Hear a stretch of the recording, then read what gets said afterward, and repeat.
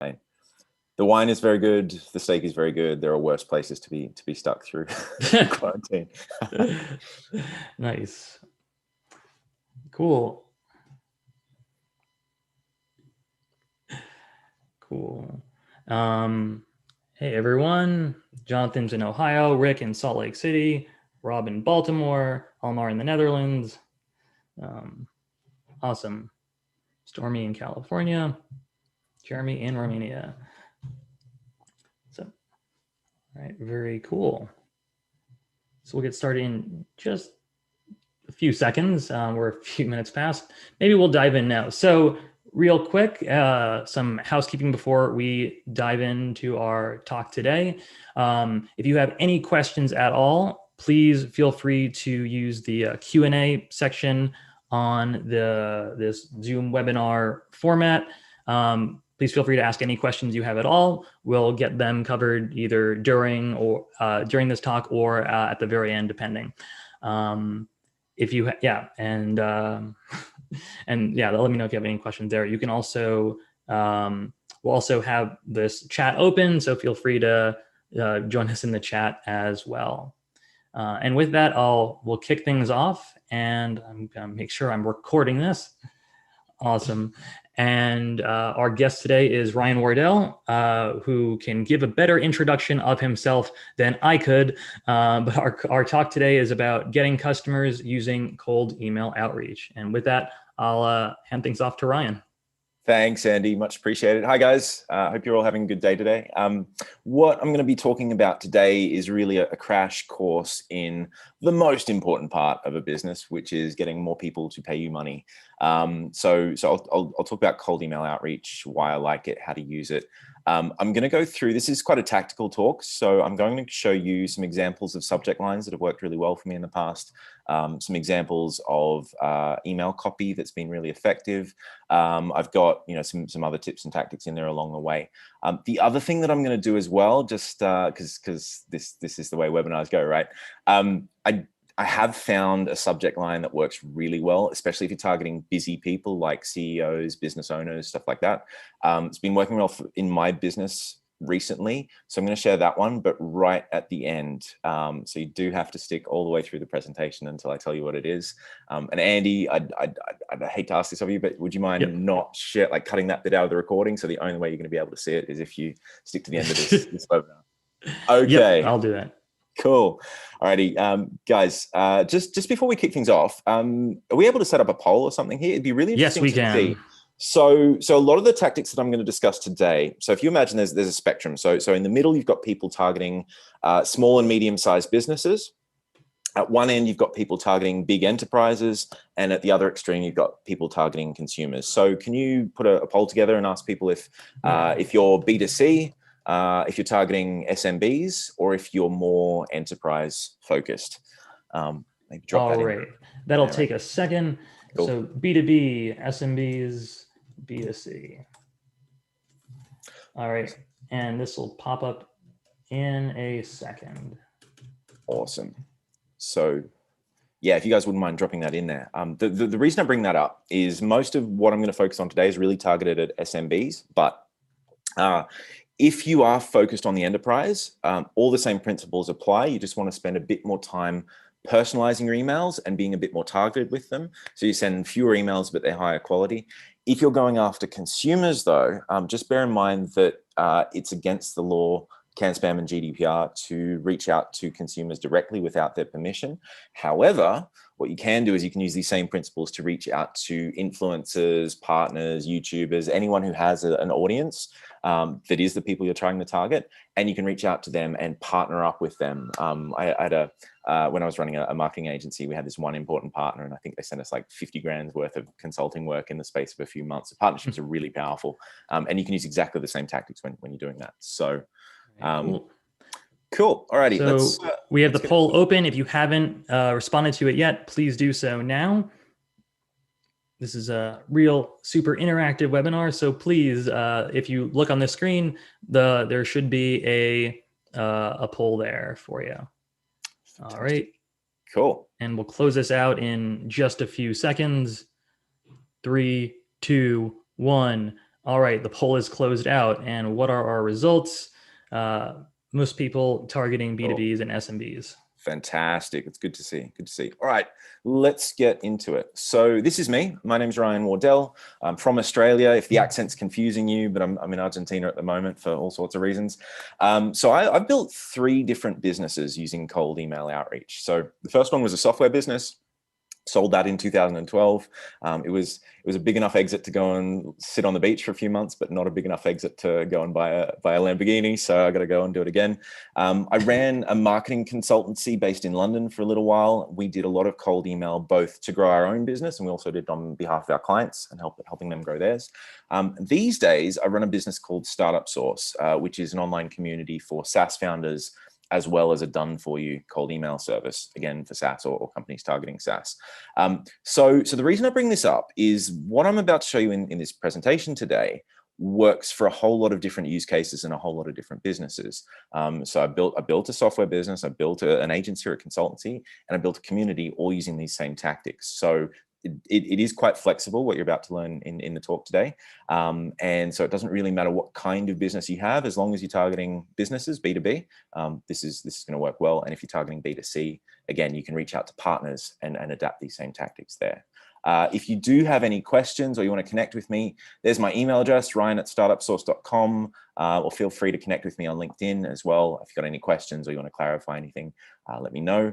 I'll leave that up just for another minute if you want to copy it down, but ryan@startupsource.com is me. So cold email outreach is the method by which we contact other businesses who don't know us yet.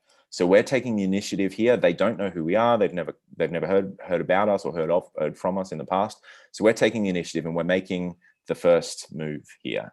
The goal with this is generally to get decision makers onto a phone call so that we've got an opportunity to sell to them. Now, there are a lot of things that I like about cold email. In fact, so I've been a mentor at a few startup accelerators in Australia, the US, a few in Europe. And what we found consistently is that early on, the most effective channels were cold email and partnerships. The thing about partnerships is you need to cold email to initiate the partnership. So really, cold email is pretty central to it. So SEO and content is fantastic, but it does take a while to get the ball rolling. It's a little bit faster if you're building links using Postaga. Bit of a shout out to Andy there, but it does take 6 to 12 months, even if you know what you're doing, to really ramp things up with content and SEO. So even though content and SEO is great, it's not as fast straight out of the gates as cold email is. And anyone who's done a lot of paid advertising. So I used to do a lot of PPC, especially Google ads. And while it's effective, while you can get it started very, very quickly, it is very expensive relative to cold email. So that's another reason to use cold email. But my favorite one, and probably the biggest one, is that you don't actually need a website. A lot of entrepreneurs that I talk to, I say, have you got any customers yet? And they say, oh, no, I'm still building my website, or I need to buy a domain, or I need to work with my web developer to get it. No. You don't need any of that stuff. And I can attest to this personally. So when I started the marketing consultancy in London, we sold over $100,000 worth of consulting services before we even had a website.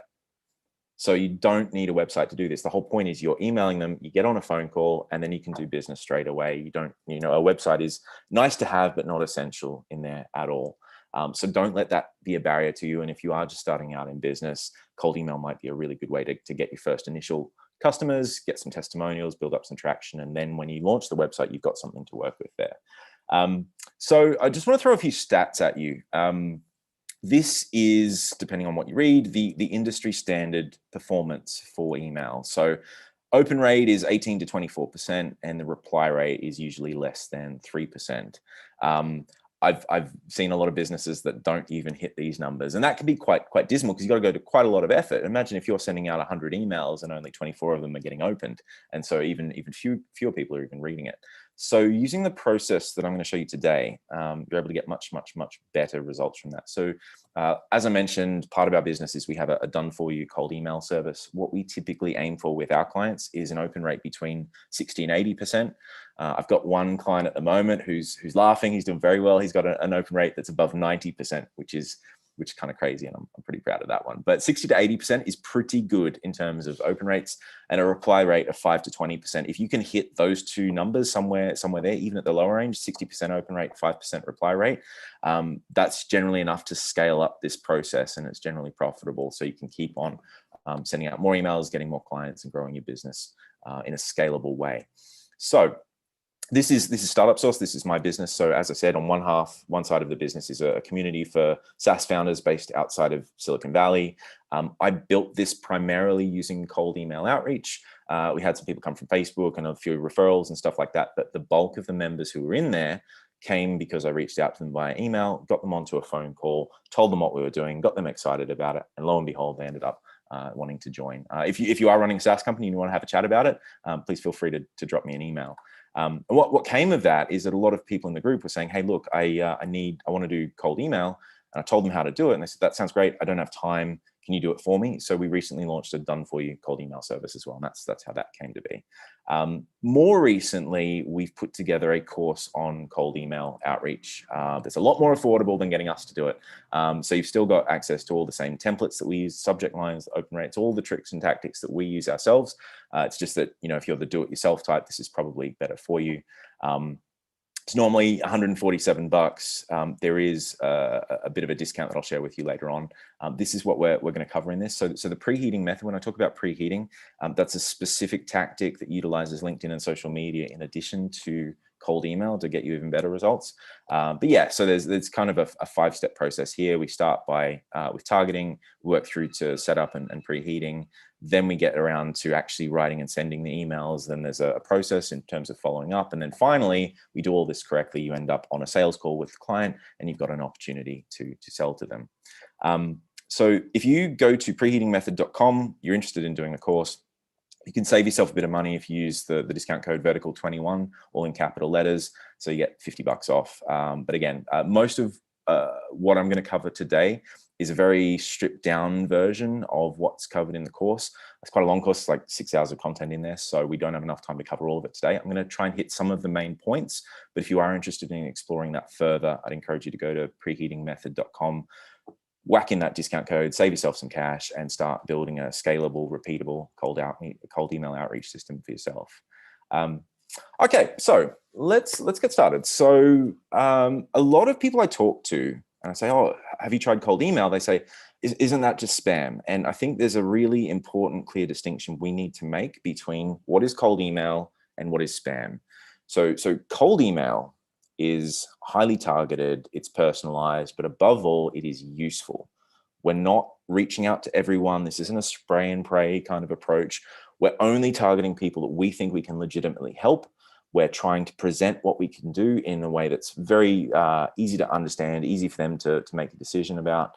And more than anything else, we're focusing on quality rather than quantity. Spam is just, blast it all out there, hope that something sticks.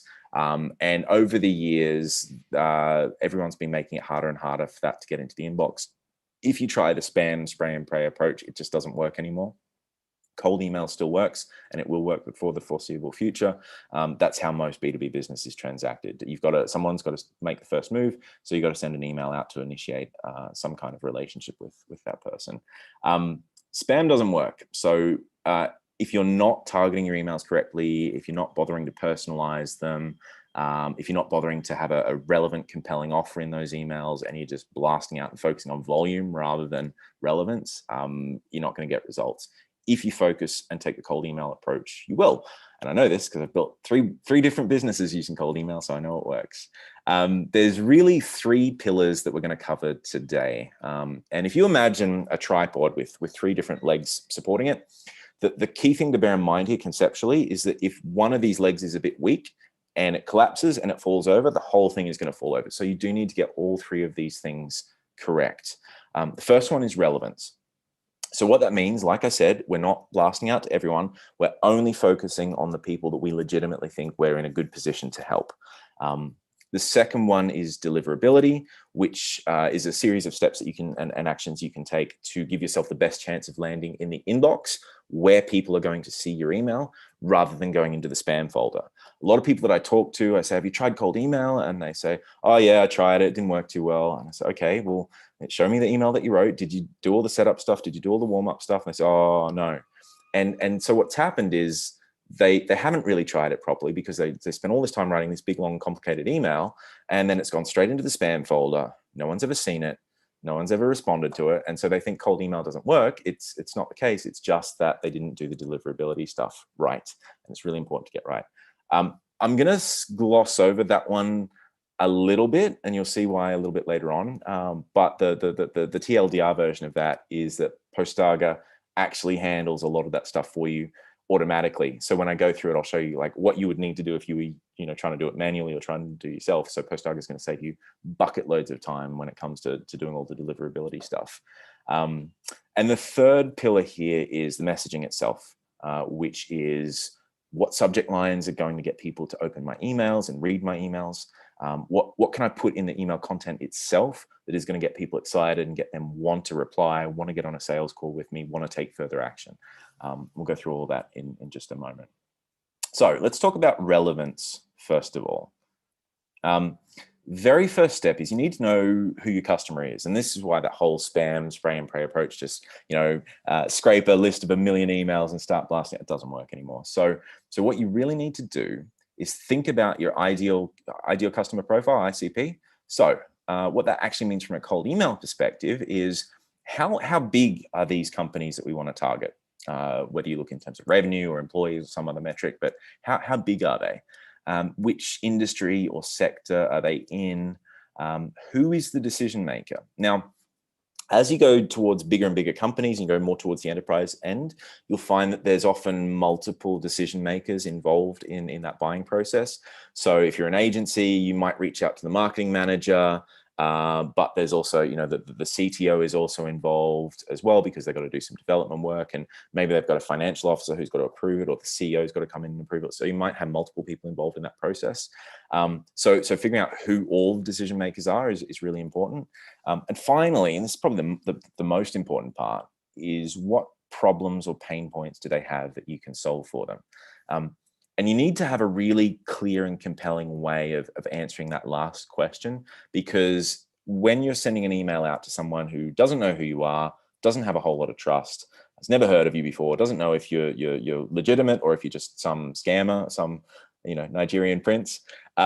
So if you only have a moment of their attention to really grab it and want to get them onto a phone call, so you need to make the most. You need to have a really compelling value proposition that answers that problem or pain point question. Got a quick pro tip for you here. So if you think about a business, and I've seen this all the time, if you don't know who you should reach out to, always target the person at the top, the CEO, the business owner, the general manager, managing director. Sometimes that's the job title they use. The reason being is that if you target someone beneath them, if they don't respond to your email, nothing happens. They don't lose their job. They don't necessarily feel any pain of missing out, because whether the business doubles or halves or gets more clients doesn't really affect them and their job so much. So what I tend to encourage people to do, so we've got a client, for example, who targets CTOs and VPs of technology. It's quite a technical product or service, and they really want to target more technical people within an organization. And what we found worked really well is we target them in the first month. If they don't respond, then we target the CEO the following month.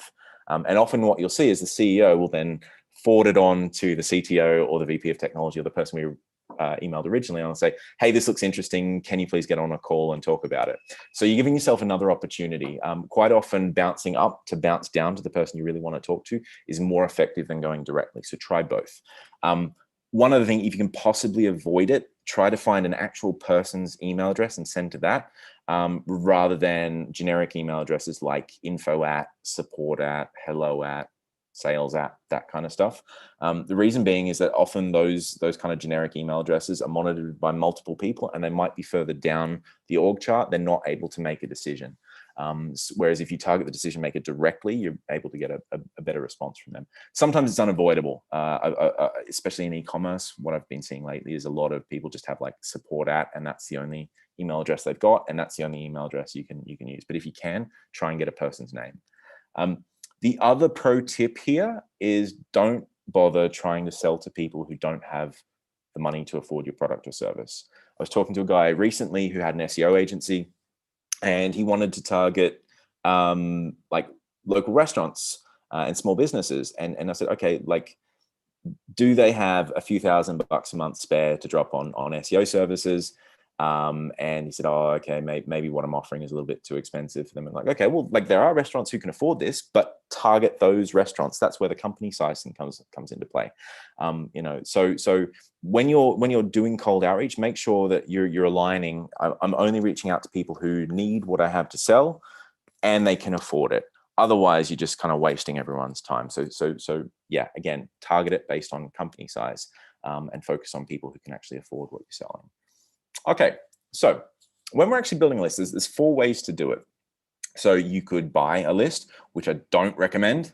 If you absolutely want to do that, drop me an email and I can tell you a few ways of doing it that are a little bit more reputable. But the main reason is if you buy a list, someone else has also bought that list. Someone else has also spammed it to hell and back. And those people on that list are either really resistant, they've got their shields up because they get bombarded with spammy emails all the time, or they've just closed down their email address, set up a new address, and that's the one they focus on, in which case you're going to be targeting an email address that is not going to not active anymore. It's generally a waste of time. There are a couple of ways you could do it that are a bit more effective, but generally I'd advise you not to buy any email lists. Second option is to scrape a list. And if you're more technical, that's great. Excuse me. You can also go to Fiverr and Upwork and find people who can scrape lists for you. I'm not a developer, so I always have to rely on other people to do that for me. The thing about scraping is that sometimes it works, and if it does work, it works really well because you can build a really big list quickly.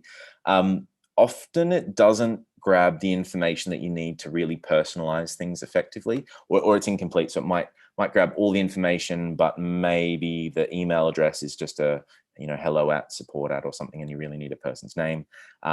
So I think scraping is good, but I think it's not sufficient in and of itself. So I tend to combine that with number 3, which is the one that we're really going to focus on today, which is building a list manually or putting it together yourself, or putting a process together and getting someone else to build it manually for you if you've got the time and resources and need to do that. And that's really the last one, which is just paying someone else to do it all for you. And that's more about scaling up and how much time you've got. But certainly I'm going to show you the manual process now. And then if you do decide that you want to scale it up and you want to hire a VA or get someone else to build the list for you, it's pretty straightforward to do that. So the manual process looks like this. We start by finding a list of target companies. Then we find the decision maker on LinkedIn. And then we use some tools to grab their email address. There's a lot of other ways you could do this. You could start with a Google search result and extract all the data there. But this process generally works for most businesses. The tricky part is the first bit, finding that list of target companies. So for example, with Startup Source, so community for SaaS founders. So I started that by going to Indie Hackers, because there's a whole community of SaaS founders who wanted to be in a community with other SaaS founders already on there. So went to Indie Hackers, pulled off a list of all the companies, went and found the people who ran those companies and sent them a very targeted email that even mentioned, hey, saw you on Indie Hackers, and got a really good result from that. I've also had success going through Capterra, G2, like those review sites.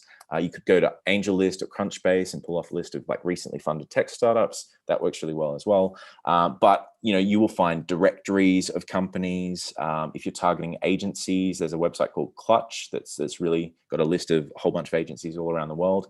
So we call those lead pools. What you need to do is you need to find a lead pool, and then you can go through that list of companies. Once you've got the company, you just Google, company plus CEO plus LinkedIn, and you'll hopefully land on the CEO's LinkedIn account or profile page, and then you can pull off their email address. When it comes to pulling off the email address, so don't overthink it. There's a whole bunch of tools out there that will do that. Most of them are Chrome extensions, and most of them will offer a certain number of free credits. So if you're on a really tight budget, what you could do is sign up to a whole bunch and then just use the 50 free credits until you run out this month, and then 100 credits from this one and 50 credits from this other one. What I would recommend if you got the budget for it, Sales QL is, at least in my experience, more accurate than all the other tools that I've tested when it comes to this stuff. It's honestly pretty cost effective too. So if you do need more credits, it's not very expensive. There's one caveat with it. They've recently been pulled from the Google Chrome store. So you can still use it. You can still install it into Chrome. It's just, you got to go through a few extra steps, and they've got that listed on their website. Just follow that through and you'll be able to use SalesQL. But I have found, in terms of accuracy and pulling off the correct email address, SalesQL tends to be a bit better than the other ones that I've tried. Scrap's pretty good, Adapt.io is pretty good, but SalesQL seems to be a little bit better, at least in my experience. And this is what it looks like. So we've looked up Bill Gates. We've gone to his LinkedIn profile page here, clicked on the SalesQL button at the top here, and this is what it pulls up. So it will pull off, it's got a whole list of possible email addresses, but it's got the one that they think is the most likely. So here it is. If anyone wants to reach out to Bill Gates, here you go. You're welcome. And then it's pretty straightforward to just take all of these, stick it in an Excel spreadsheet, and hey presto, you've got a list of prospects that you can reach out to. So Ryan, you think if I reach out to Bill, he'll respond? If your email's really good, wait until I share the subject line, because I think it might work on Bill. Absolutely. But yeah, Andy, you can import a CSV file into Postaga pretty easily to start sending stuff out, right? Yep, so, that's right. Yeah. So you can import a list of either domains or also email addresses. And we also have some built-in prospecting tools for sales outreach as well to find different companies. Awesome. Cool. Okay, so we've gone to Bill. We've found his LinkedIn profile page. We've gone to SalesQL. We've pulled off his email address. And before Andy reaches out to him, we're gonna reach out as well. I'll show you that a little bit later on. So that's how you build the email list. Bearing in mind, again, the main thing is relevance. So you don't want to email everyone. Find a list of relevant companies. You can check them out on LinkedIn to make sure that they've got the company size is big enough, or they've got the right job title, whatever. But this process, if I go back to it, this process generally works for most companies as long as you can find that lead pool to begin with. You could also start through LinkedIn Sales Navigator, but it's going to cost you $80 a month. That's okay. Yeah, sometimes LinkedIn's targeting criteria can be really effective, and sometimes they're not. So for example, in my case, there's no SaaS category on LinkedIn. So if there was, it'd be way easier. I could just go through LinkedIn Sales Navigator. There isn't. However, I could find a directory and find a list of SaaS companies, then go and find the decision maker on LinkedIn, then extract the email address. So this process works a lot of the time. Okay, so deliverability. Now we're going to skim through this. As I said, like there's a lot of finicky kind of work involved in doing this stuff, and it does. Even if you got good processes for it, it still takes quite a while. If you've never done it before, it can be a real nightmare to set up. Fortunately, Andy, do you want to talk a little bit about the deliverability side of things from Postaga's perspective? Yeah, sure. So what Ryan's going to talk about generally about deliverability is that the important thing is that you reach the person's inbox. And with sending emails through Postaga, we have some built-in tools that help increase deliverability because email inboxes are getting smarter and smarter and trying to make sure that keep out spam, obviously.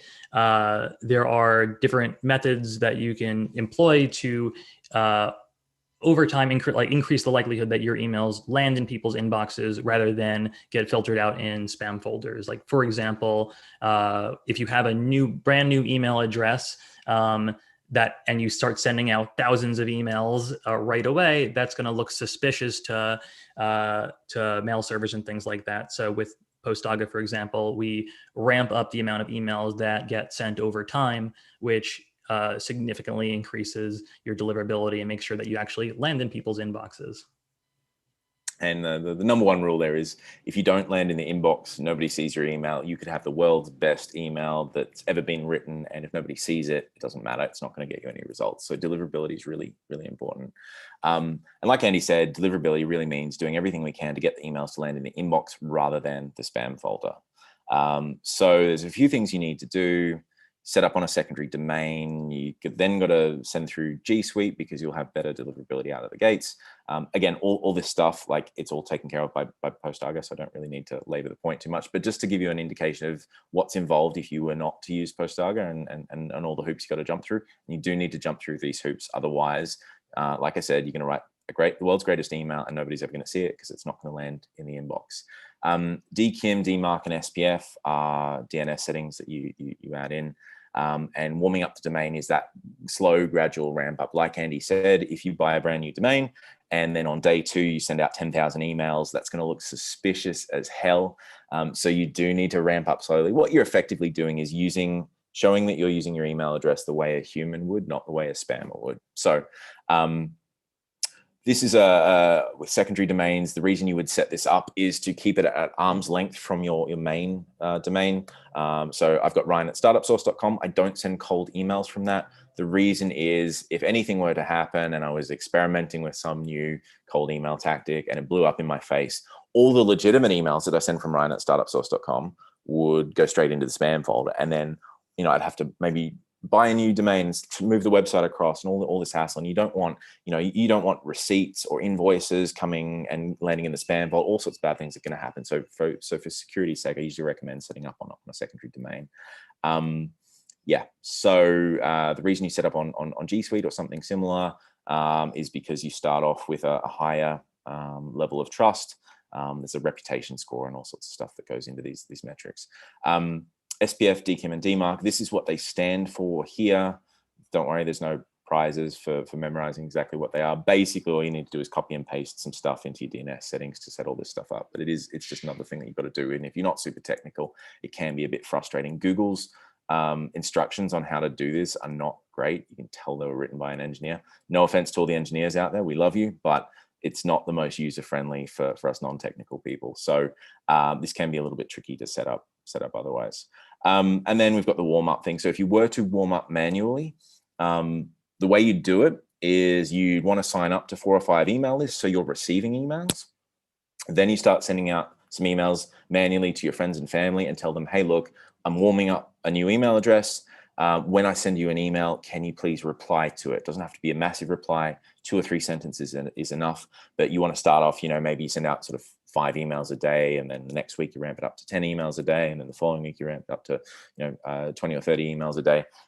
The thing is, like, when you do this manually, if you actually think about it, if you have to sit down and send out 10 emails a day and get your friends and family to reply back, that's okay.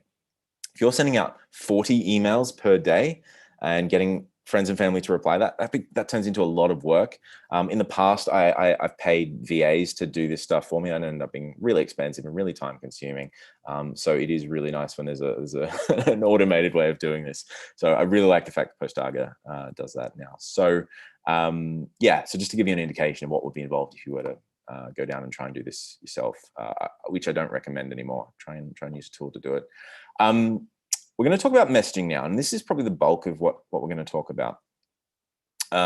Because whenever I talk to people about cold email and they say they haven't had great results from it, the next question after we've talked about setup and deliverability and relevance and the audience and all that kind of stuff is, show me the emails that you're sending out. And there's a few common mistakes that a lot of people make. So this is an email that I got myself. So what I'd like you to do in the chat, if we just take a few minutes now, have a look at this email and jot down some ideas. What do you think they're doing badly? And I'll give you a hint. The very first thing that they're doing badly is this landed in the spam folder, as you can see. So they failed on the deliverability front. Now, just to kind of set the scene here a little bit, this is not the worst spam email I've ever seen. This is actually pretty good as far as spam emails go. So this is probably a 4 out of 10. There's a lot that could be improved here, but it's not terrible. So yeah, if you got some ideas on stuff that you could do, let me pull up the Q&A here for a second. Oh, can I do that with Zoom? Maybe I can't. Probably. Andy, can you read? Yeah. Yeah. That would be, yeah, I would be a better co-host if I did that. Rob said not personalized with your name. Boom. Burhan Yes. says package in the subject. Yeah. Formatting is off. Yeah. Blue text. Uh, What's with that? Yeah. just a bad subject line. Mm-hmm. Let's see what else. I mean, it's not personalized or really relevant to you. Absolutely. Well, all good stuff. All good stuff. And what I've done, I'll show you this in a moment. So I've rewritten this email just to show you the difference between a spam email and a cold email. So I've rewritten this email to make it far more effective, and I'll show you what that looks like in just a moment. And the call to action, whatever that is bad. Please share your contact details and let us know your convenient time. Yeah, okay, it's not even correct English. All right, so just to give you a few kind of benchmarks here. So what we typically aim for, just gonna get this out of the way. When we're talking about performance when it comes to cold email, we're really looking at two numbers. The open rate, which is what percentage of people open my email. And then we're looking at the reply rate, which is what percentage of people actually replied to my email. With the open rate, the main, assuming you've done all the deliverability stuff and assuming you're sending emails out to a relevant audience of people, the main thing that you can do to improve the open rate is to test out different subject lines. Like you saw, that one powerful SEO package may not have been the most effective subject line. They'd probably get a lot more mileage out of testing some different stuff. The subject line, if you think about your own inbox and how many times you've kind of scanned through that and you've seen something that obviously looks spammy, like a marketing email from someone you don't know or don't recognize, or you just look at it and think, I don't need that, I'm not interested in that, and you delete it without even opening the email. That's the worst thing that can happen. Like, at the very least, if you've got a good subject line, the rest of your email sucks. At least you're getting the opportunity for them to actually read your sucky email. The worst thing in the world is where they delete it without even looking at it. So open rate's really important. Subject line's really important for determining your open rate. Now, an acceptable open rate is 30%. If you're getting an open rate below 30%, something has gone wrong. And maybe your deliverability isn't on point and you need to go back and set that up correctly. Maybe the audience that you're reaching out to is the wrong audience. And you might need to rethink who you're targeting or who you're trying to sell to. Or it may well be that, the subject line that you've got in there is just not particularly compelling, and people don't really want to click on it. On the other hand, what I would consider an awesome open rate is anything above 50%. It's going to depend on the vertical. It's going to depend on exactly who you're targeting. HR managers tend to be a little bit happier to get on an email or get on a call with someone they've never spoken to. A lot of the more technical types that I've met have the shields up when it comes to cold email, so you might get a lower open rate. So it does depend a little bit on who you're targeting and what kind of companies you're targeting and what stage they're at and all of that. But as a general rule of thumb, if you're getting below 30%, stop what you're doing, go back to the drawing board, rethink your approach. If you're getting above 50%, that's great. Keep doing what you're doing. You can probably then think about testing out email copy to see if you can get the reply rate up. And if you're doing somewhere between 30 and 50%, what I'd recommend is focusing on keep testing more subject lines until you get over that 50% mark. Then it's probably good enough with your subject line to shift focus over and focus on the reply rate. Now, the reply rate, what percentage of people actually replied to my email? So that's mostly determined by the content of the email itself, the call to action, the personalization, what you're telling people you can do to help them out. Now, what I'd consider an acceptable reply rate, again, depends on what you're asking them to do, of course.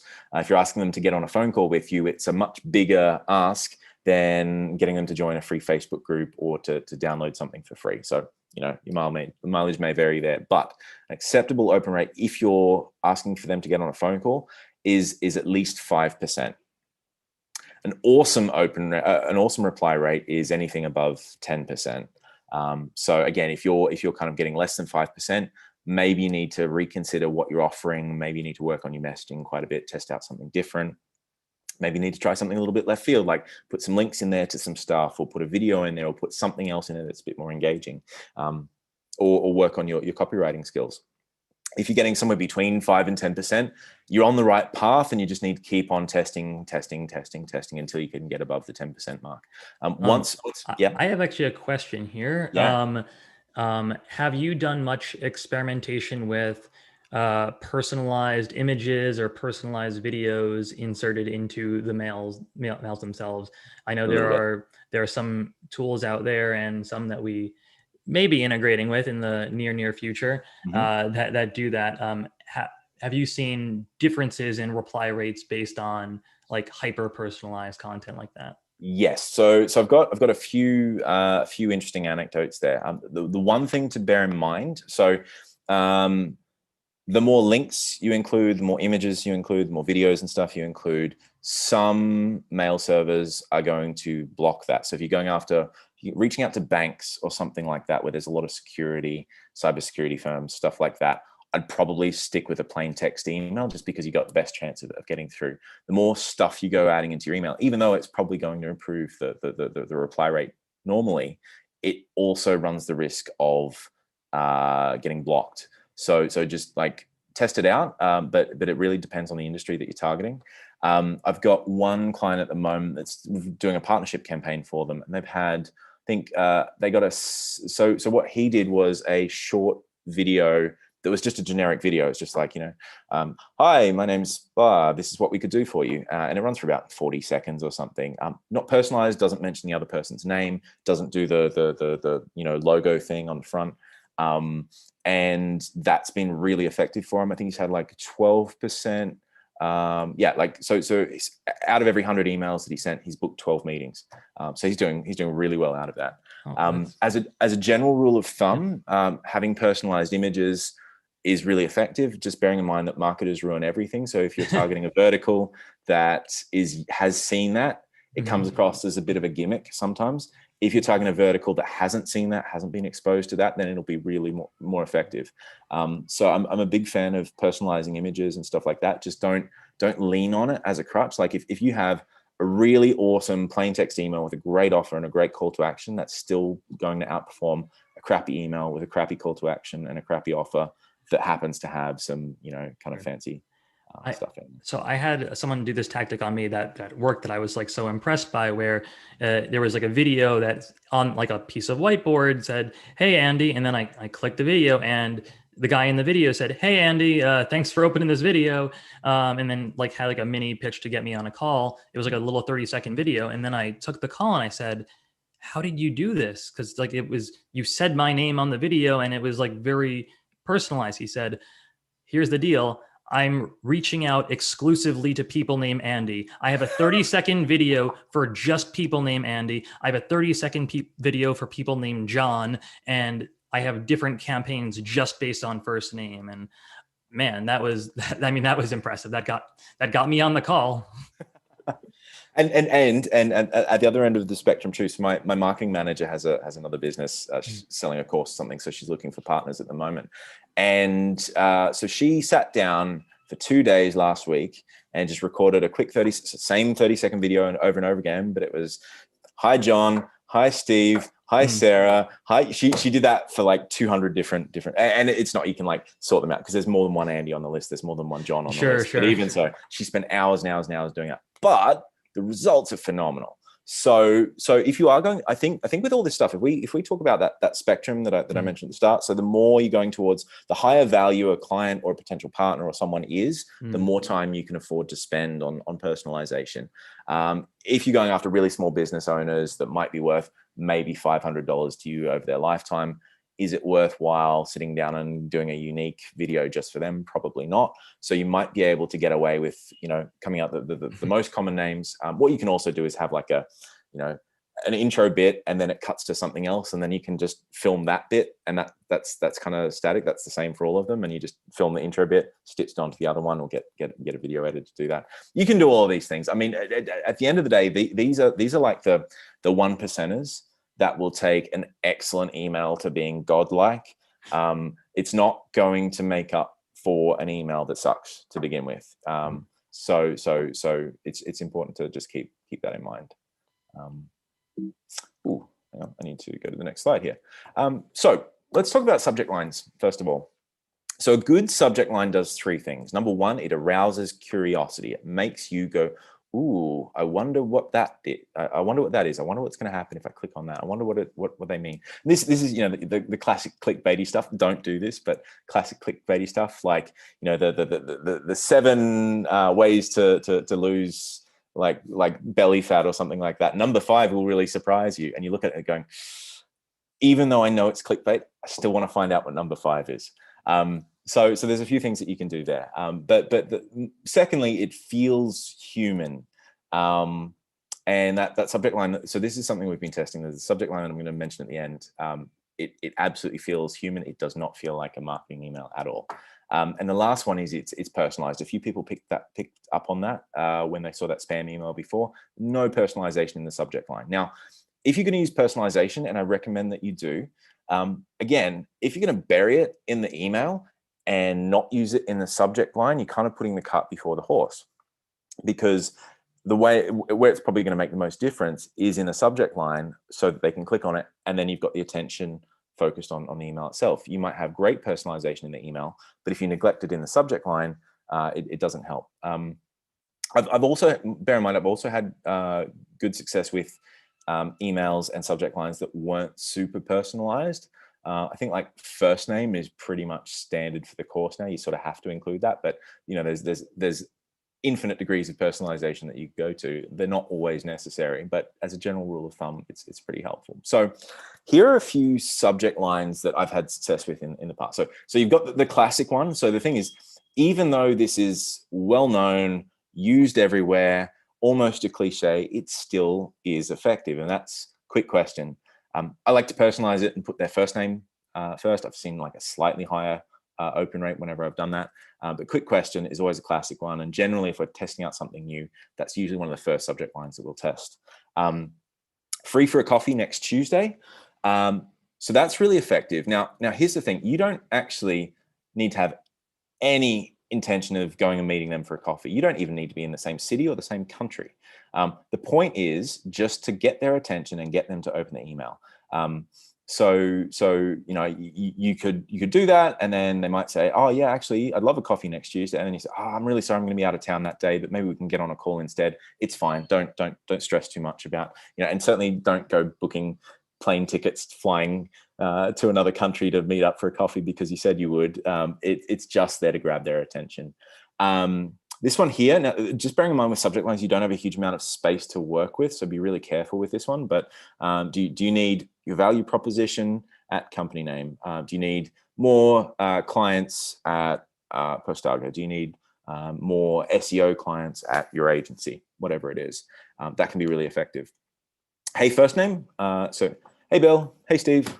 That actually sometimes works really well because people are like, oh, hang on, have I met this person? It doesn't look like the kind of email you'd get from a mailing list, like a standard sort of marketing email. So people are a bit, they don't have their guard up quite as much whenever you use a subject line like that.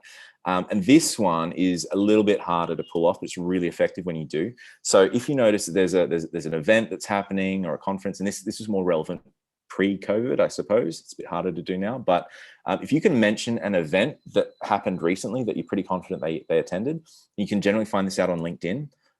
If people are saying they're going to an event or something, you can contact them and say, hey, did you go to SaaSdoc? Did you go to whatever, you know, the event is? Even if you didn't go, it doesn't matter. The point is you're mentioning something that they've probably been to. And then they think, oh, did we meet there? Were you there as well? You've got something in common. So that's why it's effective.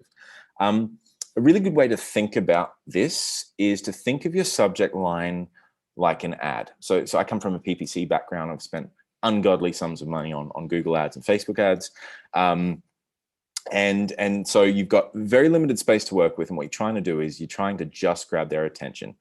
You're not trying to inform or educate or persuade. In the case of paid advertising, that's what happens on the landing page. The ad itself, the job of the ad itself is just to move them to the landing page. And with cold email, the job of the subject line is just to get their attention, get them to click on it. And then when they get to the actual email itself, that's when you've got a bit more time and a bit more space to really present your product or service and inform or educate or persuade. You don't want to try and do that in the subject line because you don't have enough space to do it effectively. You just want to get them to click on it. There's also a tool that I found recently, emailsubjectlinegrader.com.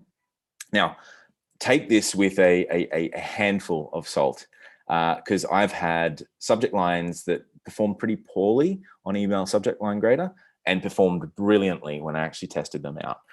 So this is just a general kind of tool, but if you're kind of a novice at copywriting and not really sure what to do or whether this is going to work or not, run it through email subject line grader. You'll get a score on that email subject line, and it'll give you some advice on what you can do to tweak it or improve it. Just bear in mind, they tend to prefer shorter subject lines that are a bit more personalized. So that's another tool that you can use just to tighten up your copy if you're not much of a copywriter or you're a bit inexperienced with it and you're not really confident and you want to figure out how to get better at it. That's a tool you could use there. Alrighty. We might, if anyone's got any questions on this, hopefully we've got some time at the end to go through Q&A and stuff like that. But if we talk about an email, so we've talked about the subject lines so far. Now we're going to talk about the actual email content itself. So a good email. Number one, it focuses on them and their problems. I can't tell you how many emails I get. It's like, hey, Ryan, we do this. We're really good because of this. We won all these awards. We're fantastic. And you read that, like, cool, about you. I'm more interested in me. Tell me about me. And so a really quick kind of litmus test of that is read your email copy. How many times did you use the word I or the word we? How many times did you use the word you? And it's kind of difficult to do sometimes, but if you can flip that around, so say the same thing, but put you in front of it instead of I, it will make a difference in terms of the kind of response rate that you get. A good email is also concise. If we're cold emailing people, we're reaching out to decision makers, people with the power and the authority to sign checks and do business with us and make decisions. Those people are always busy and there are always a lot of demands on their time, so don't waste it. I can't tell you how many emails I've seen with all these, really flowery, I hope you had an excellent weekend. Over here, I went out camping, and you're like, cool, don't care, get to the point. So don't mess around too much, especially on the first email that goes out, because that's really your opportunity to make good first impression. You don't want to waste screen real estate, and you don't want to waste, the few seconds of attention that you've got on stuff that's kind of irrelevant. If we've got it, this is kind of a cultural thing. I've found that Americans instinctively get this stuff and they just get straight to the point, which I really like. I spent a lot of time in the UK. I think this is something that Brits in particular struggle with. They'll have a line or two about the weather, and it's almost like a cultural thing. They have to mention the weather somewhere in some kind of new social interaction. And I try and kind of encourage people to get past that and just get to how you can actually help them faster, and they'll generally get better results. But it is a point, you do need to kind of take culture into consideration when you are sending out cold emails. The final thing here is that it needs to have a really clear call to action. A lot of, you might have the best email in the world, but if you get to the end of that email and you're not sure what to do next, you've kind of wasted all that effort. So above all else, if someone reads your email and they're going, okay, it's focused on them, it's concise, I know what it's about, I know what you do, I know how you can help me, and I know what I need to do next to move this forward, then you've written a good email. But that call to action is where a lot of people fall over. So I'm going to give you a framework. Now, this is a good standard framework. I mentioned that I've got a done-for-you cold email service. This is the one that we start with probably 90% of the time, just because it's so effective. So the way that I want you to think about this 4-sentence initial email, so this is the very first email in a sequence that they'll receive. This is our opportunity to make a good first impression, and you'll generally get the best open rate and best reply rate on the first email that goes out in the sequence. So this is a good format to follow. So the 4-sentence initial email follows 4 questions. So the first question that this has to answer is, who are you? I've seen cold emails where people don't even introduce themselves. And it's like, okay, it takes like a moment just to say, hey, I'm a real person. This is me. This is what I do. I'm Ryan from Startup Source. We run a community for SaaS founders. We can help you with this. So who are you? Second question you got to answer is, what can you do to make my life better? So and I'll show all this in a moment when we go back and we revisit that SEO package cold email, spam email that we got before, because they don't really nail that part. What can you do to make my life better? And it doesn't need to be like the 10 things that you could do. We do SEO and we do this and we do this and we do web development. I don't know, just pick one thing and really, really nail it. What can you do to make my life better? The third one that people neglect is, why should I believe you? So that's where you might name drop some people who, you know, mutual connections on LinkedIn. That's where you might mention some famous companies that you've got as clients.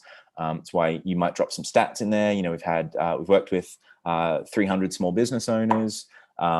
Whatever you've got in terms of social proof, case studies, testimonials, reviews are good. Anything that you've got that proves that you can do what you do effectively is really valuable to include in there. And a lot of people don't do that. So that's a clear and easy win there.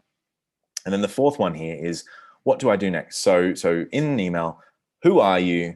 How do you make my life better? Why should I believe that you can actually do that? And what do I do next? And that last bit is that call to action. Maybe it's a phone call. Maybe you want them to sign up for a webinar. Maybe you want them to join your Facebook group. Maybe you want them to download something, whatever it is you want them to do. And generally speaking, for these purposes, we want to get them onto a phone call. But it's nice to have another kind of softer call to action as well. If you can make that incredibly clear and obvious at the end, it's going to be an effective email. So this is a basic framework that we use. We've got a whole lot of other templates in the course that we've got that I mentioned earlier. We've got 47 different templates at different stages of the sequence that will go out. But this is one that we use a lot of the time, and I think it's pretty effective. We've had great results with it ourselves. So it's kind of the basic one that we start with, and then we experiment from there. So let's go back to this email that we were talking about originally, the powerful SEO package from Randolph at searchranknow.com. Sorry, Randolph, you're probably going to get bombarded after this. So very first thing here, he doesn't mention my first name at all. A few people picked up on that, does not even bother saying, hey, Ryan. I hope you are doing great. I was surfing through your business. Blah, blah, blah, blah, blah. We are a team of... we are proud to inform you that, like, it's all about them. It's got nothing to do with me. Or, sorry, kind of revealing everything far too soon. It's got nothing to do with me or my problems or what I need or anything like that. So it kind of fails there. It doesn't really get me excited about it. Then they've got a whole lot of bullet points here about all the services that they offer. These are all the tactics that we use, and it's, you know, like it's far too much. The other thing they do here is this call to action, like a few people pointed out, is really weak. And it's kind of weird too. Like, share your contact details, Skype ID or phone number, and let us know your it's bad English there. Call so our seniors can contact you directly. Okay, so this person, Randolph, isn't even the person I'm going to be talking to. So there's so much to dislike about this email. Like I said, it's not terrible, but it's probably a 4 out of 10. So yeah, and again, you know, 100 professionals. So like I said, he's tried to make an attempt at that why should we believe you part. Our team handled 400 plus SEO projects. Like, cool. I don't care about these numbers though. I want to see results. Show me some results. That would have been more effective here. So this is that same email, but rewritten in a way that's more effective. So here's a subject line that you could try. And I didn't mention this one before, this idea for you, Ryan, that I've had success with that works really well. Hey, Ryan, your website, startupsource.com, looks great, but it looks like you're not getting as much search traffic as you should be. Notice this, your website, you're not getting as much search traffic as you should be. See, I've flipped it around. I'm not mentioning we're good at SEO. I'm mentioning you could be getting more search traffic with your website. So flip that around. Also show that I've done my research. I've got some personalization in the subject line. I've got some personalization in here. I've got some other personalization here because at least you've looked up the website. My name's Randolph. So who are you? I run an award-winning SEO agency named SearchRank Now. Okay, award-winning, so you're probably pretty good at what you do. We specialize in helping startups like your company name get more customers by improving your Google search ranking. So I know straight away, even if I'm not super technical or super good at SEO, I know what you do in layman's terms, and I can understand the value that you provide. This next little bit here about, you know, prove that you can do what you do. Companies like Vertical Startup Summit, SaaStock, and Indie Hackers have all used our services to help them rank higher in Google. Cool. I can look at that and go, I know those. They're all communities. I run a community. These are other communities. So if you've helped other communities, people who are in my industry, get great results from Google, fantastic. That's great. That's interesting and relevant to me. This one here, would love to learn more about your goals for 2021, discuss how we can help get you there faster. So if they're going to ask for my time, I want to know what I'm going to get out of that. And talking about my goals for 2021 and how they could help me get there faster is really compelling. It doesn't feel like I'm giving up my time to help them. It feels like they're helping me. Are you free for a quick call next Tuesday or Wednesday? Now, I've found just if you are going to ask for a call, it's a bit weird if you send a Calendly link as the call to action on a first email. Just culturally, it feels a bit weird. You can do that in a follow-up email or something like that. But you also want to avoid that kind of back and forth. How about Tuesday at 11? Actually, I'm busy then. Can you do Friday at 4? Actually, how about next week? And you never end up meeting up. So what I found is generally more effective. Are you free for a quick call?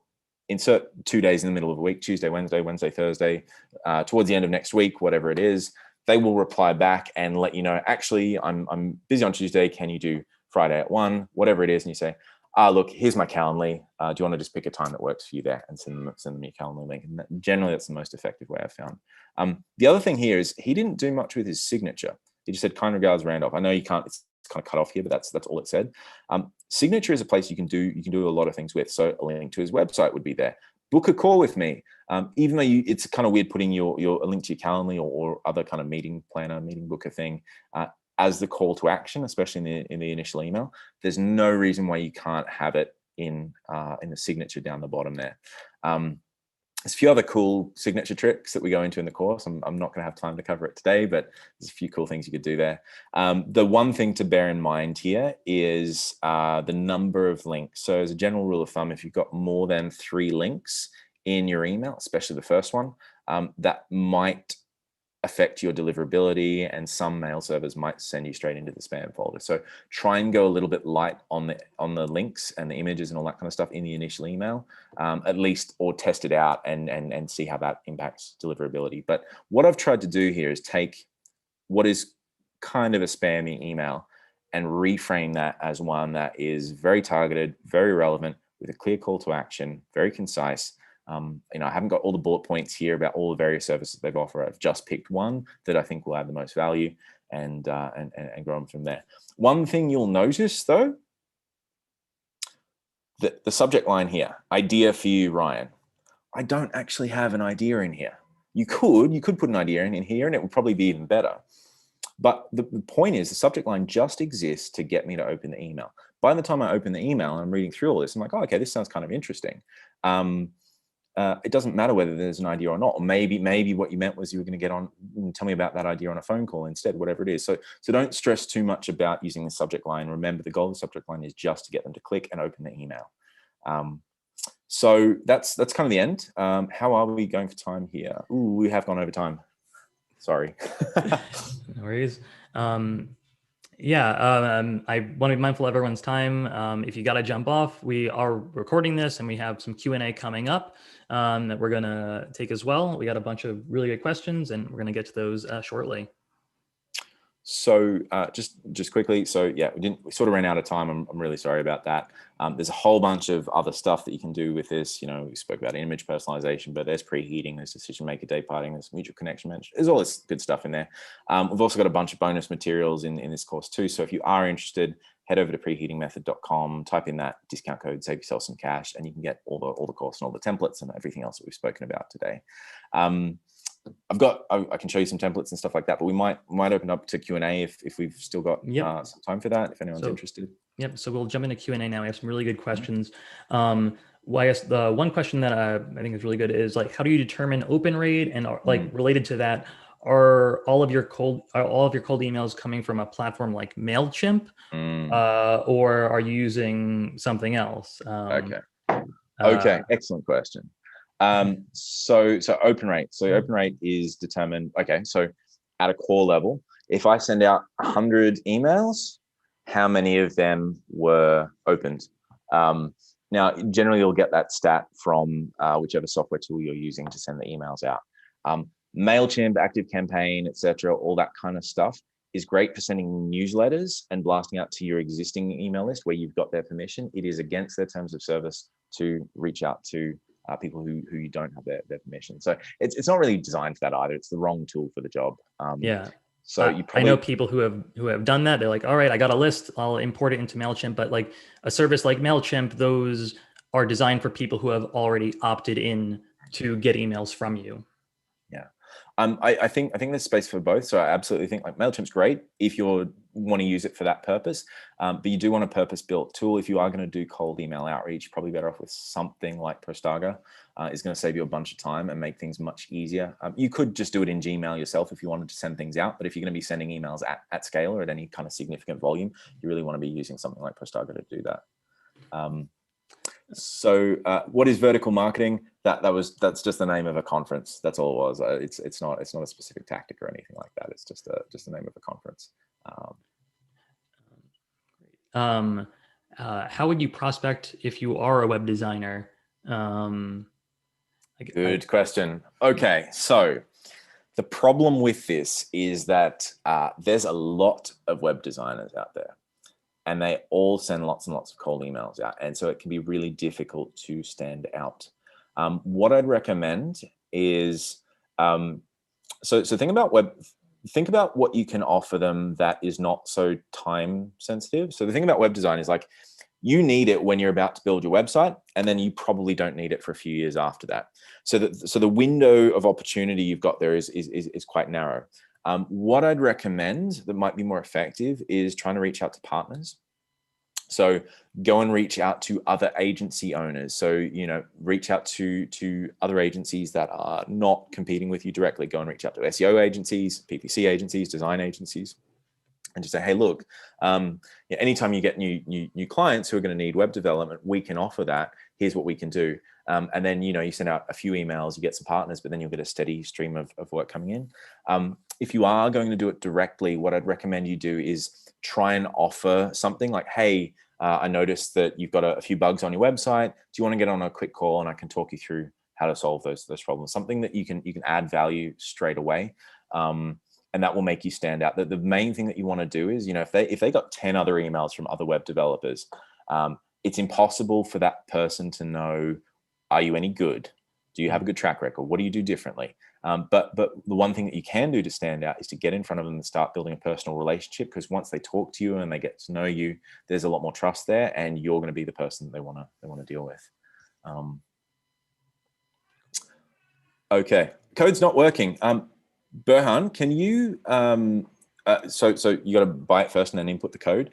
If you drop me an email, ryan@startupsource.com, I can sort that out for you. So I'll do that. Yeah. Someone, this is an interesting one. How are your results comparing email and InMail with LinkedIn? So I've never had good results using InMail ever. I don't know anyone who has. Maybe some people in the recruitment world might have. Every time I've sent emails, it's just never really done a whole lot. I do like using LinkedIn and cold email together. Yeah.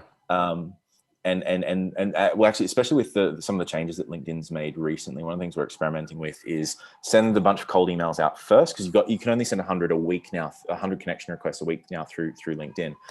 So you can't just kind of carpet bomb the whole thing. So what we're testing out now is sending out the cold email, and then after a few weeks, export the list of people who didn't open the emails at all.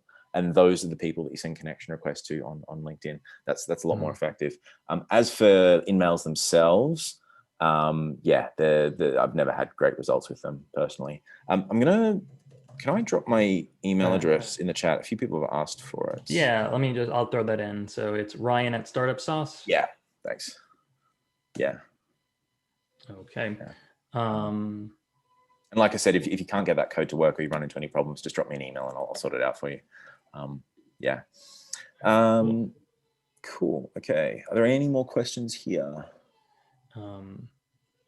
Details on how to use a separate email for cold email versus when you would use your main email. I think the simple answer to this is, if you're doing cold email, you would never use your main email. You would always use either an alternate domain, like let's say startupsauce.co or .net, or what we do at Postaga is often using a subdomain like m.co startupsauce.com or something like that. But the idea is you want to keep your outreach email inboxes completely separate from your regular emails, just in case you get blacklisted and you end up with your emails going to spam folders, that it won't affect your regular email deliverability. Because I have not personally experienced this or seen this with any of our users, but I've seen situations where people do cold email, like just connect their main email address to some platform, send out thousands of emails all at once, and then their main domain is taking a hit, and there's not really a good way to recover from that. I made exactly that mistake, and it was really annoying when I go to send invoices out for clients and they'd never get them because they were going straight into the spam folder. So you want to avoid that situation if you possibly can. Buying a new domain is not expensive. Setting up on a subdomain, it doesn't cost you anything. So yeah, pick one of those two options. But as long as you don't send out from your main domain that you send your normal emails out from, you should be fine. You just want to keep everything at arm's length there.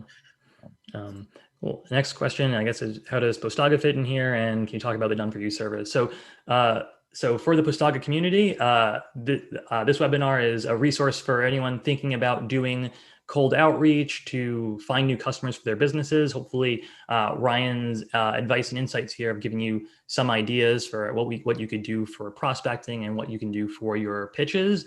And hopefully, Postaga is a great resource for you for sending out these campaigns. As far as the done for you service, Ryan has his own company that does done for you outreach specifically for cold email. Postaga also has a done for you service, but our main focus is on link building and digital PR outreach. Ryan is an absolute expert when it comes to cold outreach for sales. So I defer to him if you're looking into that. And likewise, link building is something I wish I understood a little bit more. But yeah, I'd defer to Andy on this if you are interested in doing that. Cool. Alrighty. I think that might be it in terms of these last few questions are just kind of some housekeeping stuff. Guys, again, if you had anything, just drop me an email and I'm happy to answer any questions on the email. Right, awesome. Well, thanks for joining us, Ryan. Really appreciate you sharing all these insights with us today. If you came in late or you left early and are seeing this, we are going to have a recording that we will share with everyone. So you'll get that afterwards. And thanks everyone for joining us. Thanks for all the great questions. This has been a blast. Thanks, Andy. Really appreciate it. And yeah, it's been a pleasure, guys.